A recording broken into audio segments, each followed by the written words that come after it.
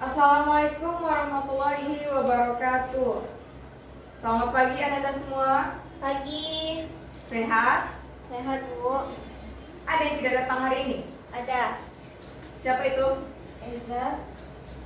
Iza, kemana Iza? Kemarin Bu pergi. Oh, Iza sakit? Oke. Berarti hanya Iza ya? Ada yang lain? Tidak. Iza berarti izin sakit. Nah, sebelum kita memulai pelajaran, silahkan ketua kelas, siapa ketua kelasnya? Iya, Doni, silahkan pimpin doanya.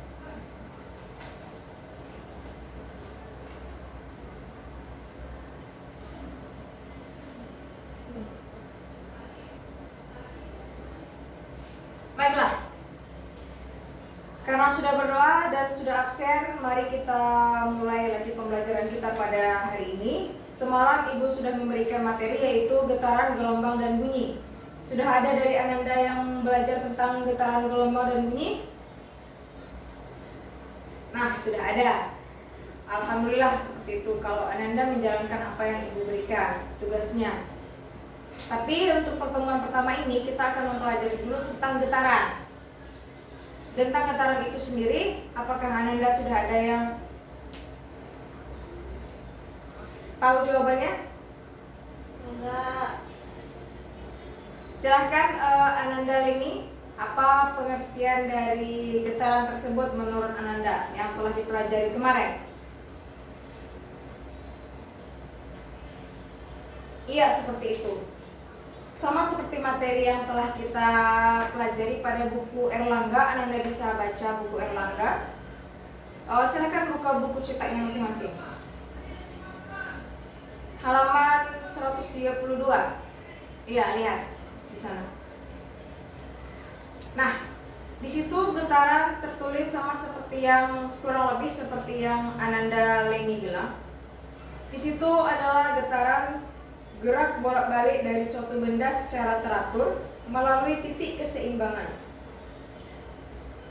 Maksud dari gerak bolak-balik dari suatu benda secara teratur melalui titik keseimbangan itu adalah setiap getaran itu dia konstan, dia teratur, dia ada proporsionalnya masing-masing sehingga dia disebut suatu getaran. Ada yang tahu suatu getaran itu bagaimana teknisnya? Iya, coba Saudara Ananda Zerfian. Iya, contohkan saja seperti bandul. Iya, bandul. Nah, iya seperti itu. Dalam suatu getaran bisa kita contohkan bandul. Sekali kita berikan tenaga, kemudian dia baru balik lagi, itu disebut satu kali getaran. Kalau dia hanya sampai ke kiri saja, itu kita bisa sebut dia setengah kali, setengah. Tapi kalau dia sudah kembali lagi ke tempat awal, dia baru disebut satu kali getaran. Benda yang bergetar memiliki simpangan yang merupakan jarak yang ditempuh benda bergetar dari titik keseimbangannya. Nah, dalam getaran tersebut ada juga yang namanya simpangan. Simpangan tadi itu adalah suatu benda yang bergetar memiliki simpangan yang merupakan jarak yang ditempuh benda yang bergetar dari titik keseimbangannya tersebut. Titik keseimbangan otomatis itu akan berada di tengah. Nah, jarak antara dari awal ke titik keseimbangannya itulah yang dinamakan simpangan. Selain simpangan ada juga yang namanya di getaran itu yaitu amplitudo. Amplitudo itu suatu simpangan yang besar yang dimiliki oleh benda yang bergetar dinamakan amplitudo. Jadi kalau yang terbesarnya simpangan yang besarnya yang dimiliki oleh suatu benda itu baru disebut dia amplitudo. Biasanya amplitudo itu dilambangkan dengan huruf A besar. A besar ya. Sampai di sini Ananda paham? Ya, paham. Silakan lihat pada buku cetaknya. Di situ juga tertulis salah satu contoh benda yang mengalami getaran yaitu adalah senar gitar. Pada saat Ananda memainkan sebuah gitar, pasti akan terasa dia bergetar senarnya itu. Nah, itu adalah contoh dari suatu getaran. Saat Ananda memetik gitar tersebut dan dia bergetar, itu adalah contoh dari sebuah getaran. Di getaran ini juga terdapat jenis-jenis getaran. Ada 2 jenis. Siapa yang sudah baca tadi malam? Ya, sudah baca semua rata-rata ya. Berarti ada berapa? Ada 2 jenis-jenis getaran. Yang pertama adalah getaran bebas dan yang kedua ada getaran paksa. Ya, benar sekali. Tepuk tangan.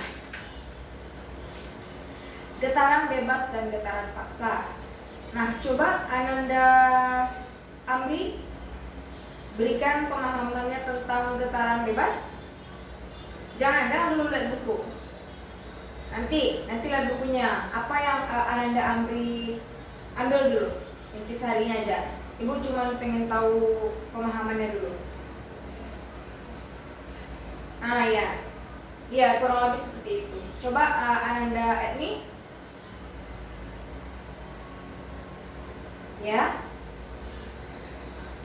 Ya, lanjut. Ananda Rizky. Ya, seperti itu. Hampir-hampir mirip ya semuanya jawabannya.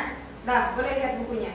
Di situ tertulis, getaran yang terjadi saat sistem mekanis dimulai dengan gaya awal yang bekerja pada sistem itu sendiri. Nah, setelah itu, benda dibiarkan bergetar secara bebas. Maksudnya itu begini. Dalam getaran bebas ini akan menghasilkan frekuensi yang natural disebabkan oleh sifat dinamika dari distribusi massa dan kekuatan yang membuat getaran.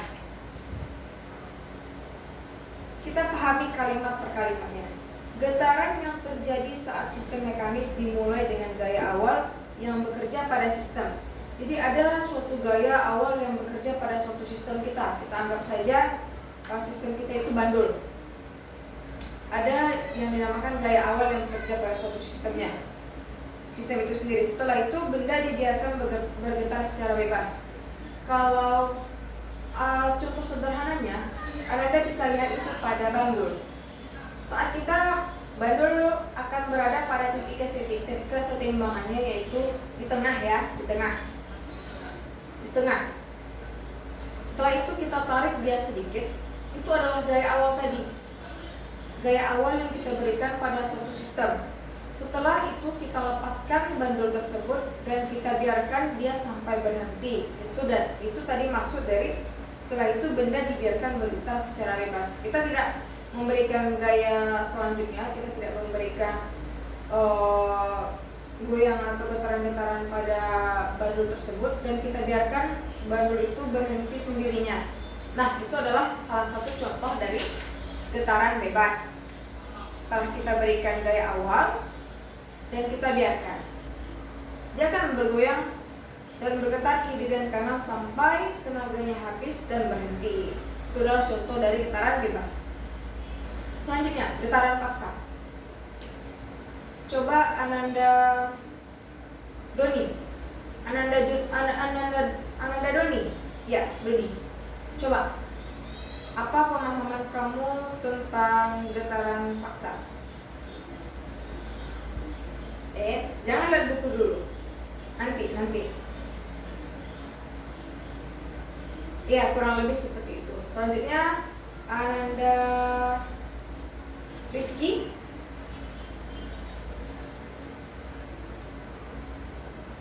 Nah, iya, seperti itu.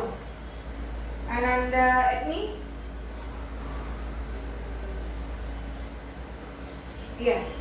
Nah, kalau getaran paksa itu berbeda dengan getaran yang bebas tadi.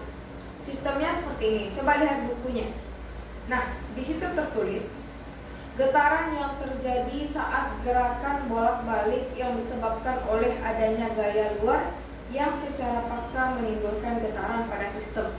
Berarti dia tetap ada gaya dari luar, tapi menimbulkan secara paksa pada sistem tersebut. Contohnya kita bisa berikan contoh tenaga endogen yang dari dalam berupa gempa bumi. Gempa bumi itu memberikan energi atau memberikan gerakan secara paksa. Jadi contohnya kita berikan itu sistemnya kepada rumah. Rumah roboh getaran rumah roboh ketika gempa bumi. Itu kan getaran yang terjadi akibat suatu paksaan. Dia dipaksa dan lalu bergetar. Itu adalah contoh dari getaran paksa. Nah, sampai saat ini ada yang bikin Ananda bingung. Masih bingung di getaran paksa. Coba baca kembali. Getaran yang terjadi saat gerakan bolak-balik yang disebabkan oleh adanya gaya luar yang secara paksa menimbulkan getaran pada sistem. Kuncinya adalah adanya suatu getaran yang secara paksa dari luar yang menyebabkan sistemnya itu bergetar. Jadi ya kan kita contohkan tadi kan gempa bumi, gara-gara ada gempa bumi, rumahnya jadi roboh dan menimbulkan getaran. Getaran yang tidak terlalu jelas, cuman memang karena adanya rumah roboh atau bangunan yang roboh pasti akan menimbulkan getaran lagi kan? Benar atau salah? Ya benar, ya seperti itu. Nah, perlu Ananda ingat juga, kalau kita berbicara tentang getaran, pasti ada hubungannya dengan Dengan apa? Ananda Amri? Dengan periode, benar. Ya, Ananda Doni? Dengan frekuensi. Nah, tepat sekali. Dalam getaran itu akan berhubungan dengan periode dan frekuensi. Ada yang tahu apa itu periode? Ya, pada tahu semua ya. Periode itu adalah waktu yang dibutuhkan suatu benda untuk melakukan satu kali getaran. Ya, dalam satu kali berapa waktu yang kita butuhkan dalam satu kali getaran? Kalau satu kali getaran berarti kita istilahkan dengan N kecil. Kalau periode itu sendiri kita bisa pakai huruf T besar ya, di dalam buku T besar.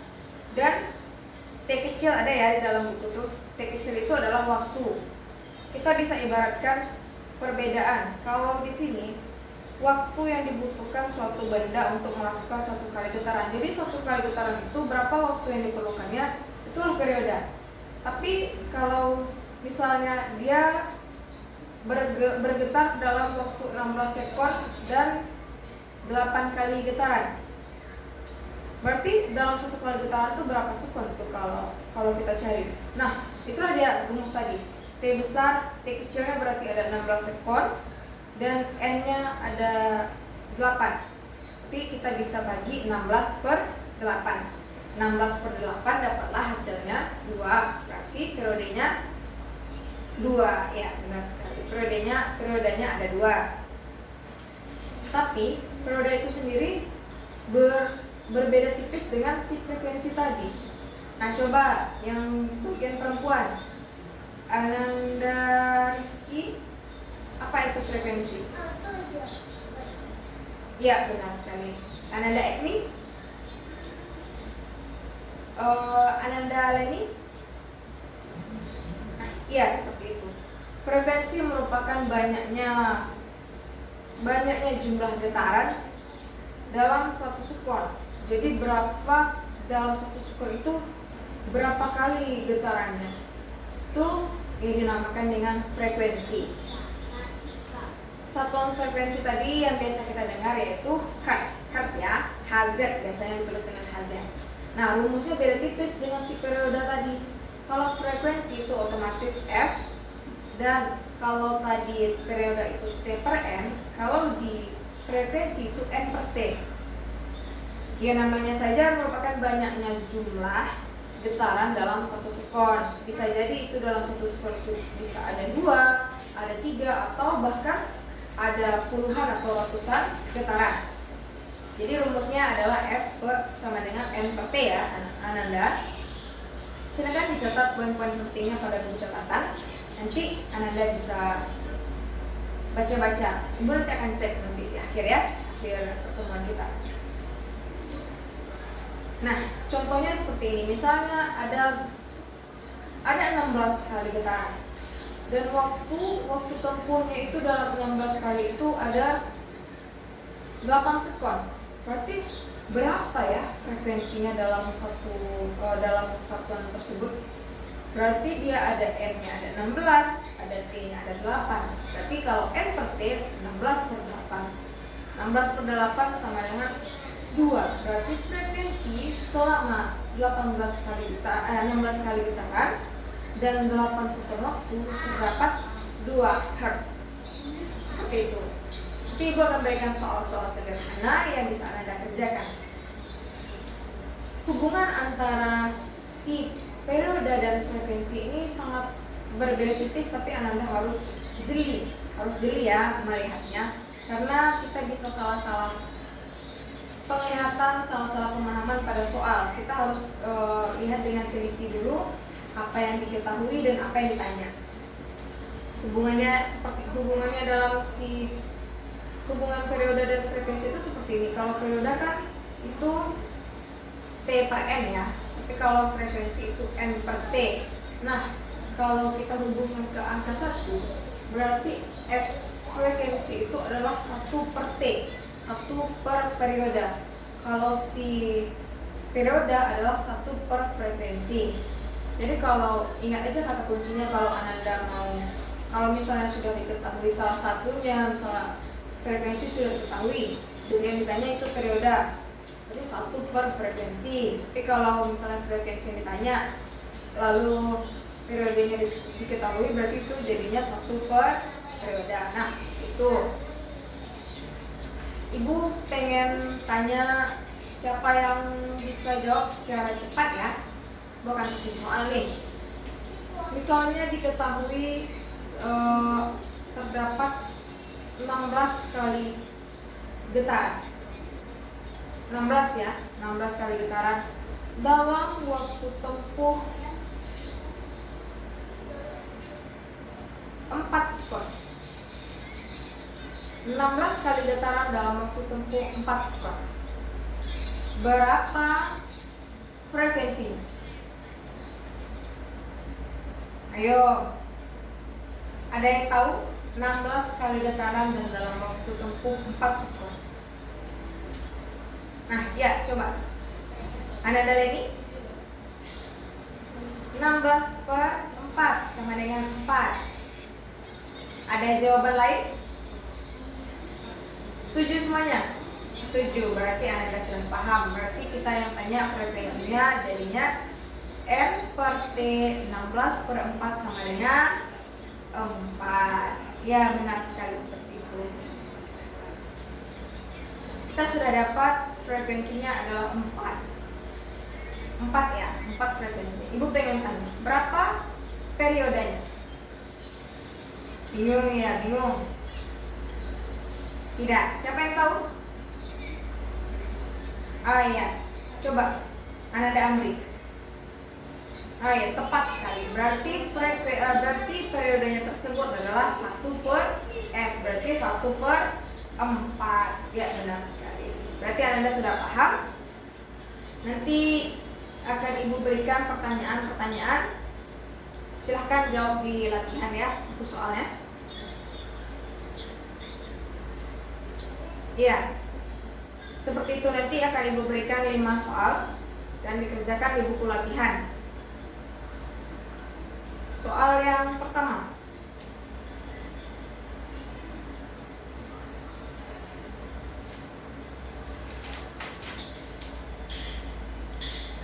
Jika sebuah bandul digetarkan menyebabkan bandul tersebut bolak-balik,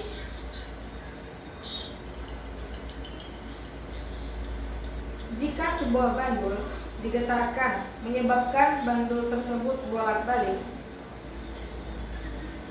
hingga 15 kali getaran. Hingga 15 kali getaran dalam waktu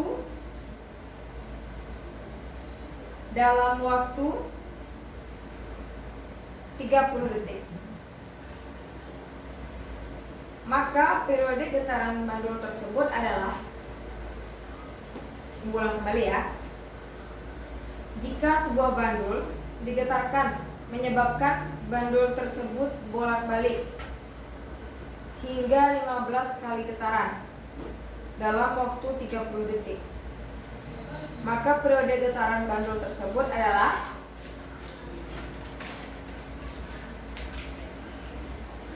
ya Ya. Udah sampai? Udah selesai? Soal nomor 4? Soal nomor 5 lagi ya. Soal terakhir. Jika sebuah benda bergetar dengan frekuensi 8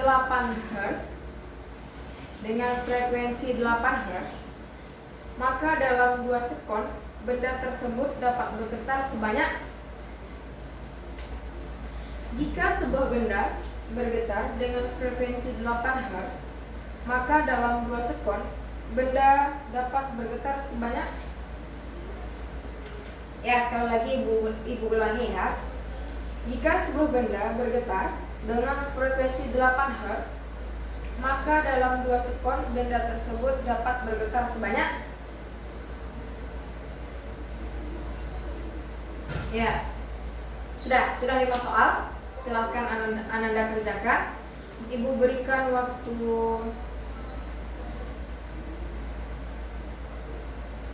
15 menit. Kerjakan dalam waktu 15 menit 5 soal. Berarti Ananda kerjakan dalam satu soalnya 3 menit. Ya, silakan dikerjakan.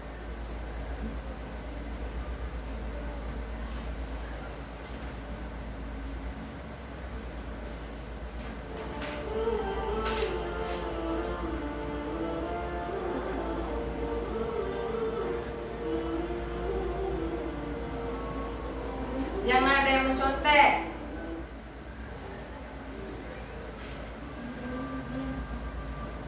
Kerjakan masing-masing, itu soalnya mudah. Ayo, sudah 10 menit, 5 menit lagi.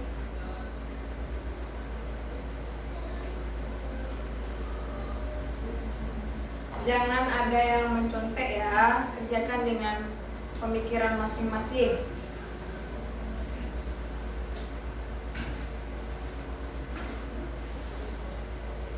Ya, waktu habis. Ketua kelas kumpulkan semua buku teman-temannya. Sudah?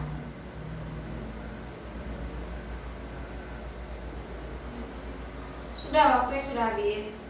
Nah, kasihan dan ketua kelas.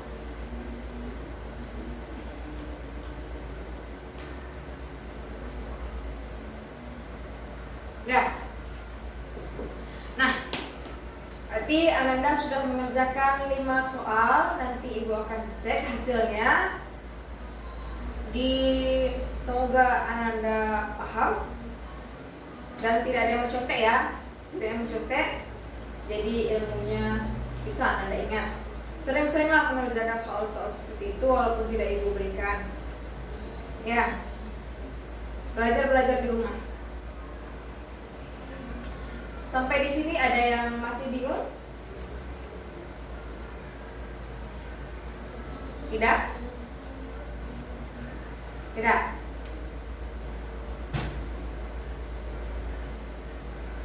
Ya, waktu kita sebentar lagi habis. Ada sampai di sini ada? Ada yang ingin dipertanyakan lagi? Tidak ada. Maka dapat kita simpulkan bahwa sebelum ibu menyimpulkan, coba Anda yang menyimpulkan dulu agar lebih paham. Ibu pengen yang laki-laki 1, yang perempuan 1. Yang laki-laki saudara ayah Ananda Doni. Coba simpulkan apa kesimpulan pelajaran kita pada hari ini.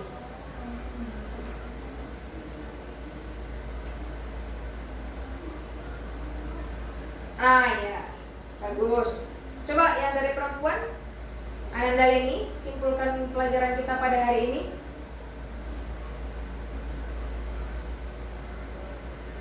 Ya, tepat sekali. Berarti kesimpulannya pada hari ini, getaran tersebut adalah gerak bolak-balik suatu benda melalui titik kesetimbangan.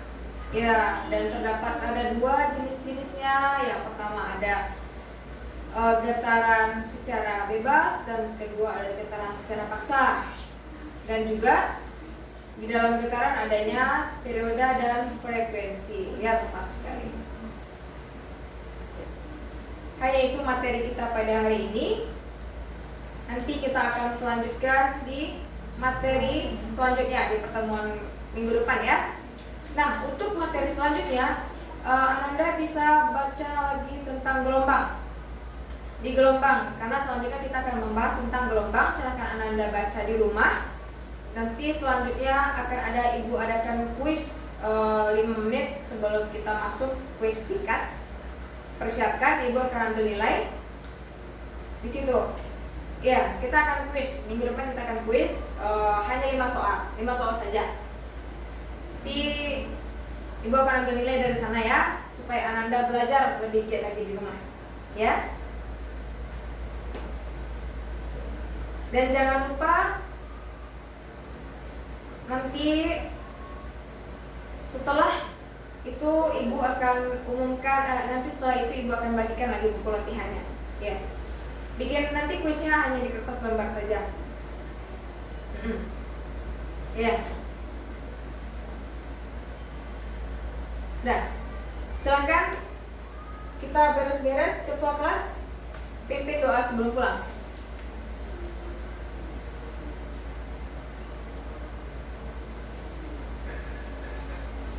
Waalaikumsalam warahmatullahi wabarakatuh. Selamat siang Anda. Sampai jumpa.